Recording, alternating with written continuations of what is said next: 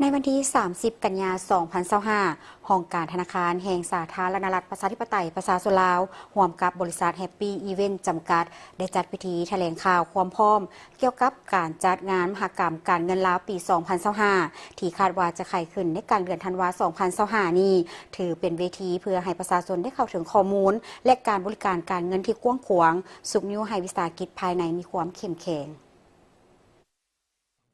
พิธีแถลงข่าวเกี่ยวกับการจัดงานมหกรรมการเงินปี 2025 ภายใต้แนวคุ้มคิดการเงินเพื่อการเติบโตเป็นเกียรติเข้าร่วมของท่านสุริศักดิ์ ธรรมนุวงศ์รองผู้ว่าการธนาคารแห่งสปป.ลาวพร้อมด้วยต่างหน้าจากกระทรวงการเงินกระทรวงอุตสาหกรรมและการค้าบรรดาสถาบันการเงินและภาคส่วนที่เกี่ยวข้องการจัดงานมหกรรมการเงินปี 2025 ก็เพื่อเป็นการปฏิบัติวาระแห่งชาติว่าด้วยการแก้ไขข้อยุ่งยากทางด้านเศรษฐกิจการเงินโดยแขนงธนาคารสร้างโอกาสให้แก่บรรดาสถาบันการเงินนักลงทุนและประชาชนได้แสดงแนวคุ้มคิดในการพัฒนาเวียกงานธนาคารให้มีการเชื่อมโยงกันอย่างกลมเกลียวเป็นบ่อนพบปะระหว่างบรรดาหัวหน่วยธุรกิจเพื่อให้ข้อมูลและช่วยในการเข้าหาแหล่งทุนพร้อมทั้งสุขอยู่ให้สังคม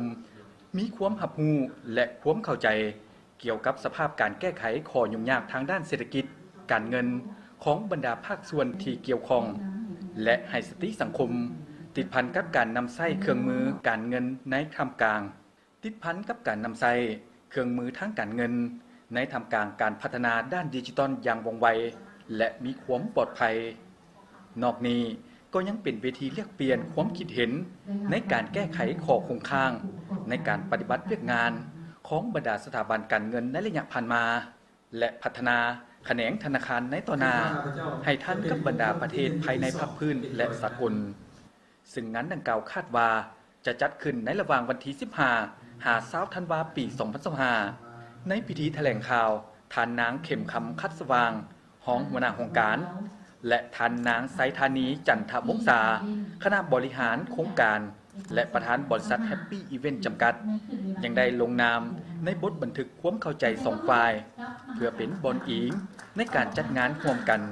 ให้ประสบผลสำเร็จตามระดับคาดหมายที่ได้วางไว้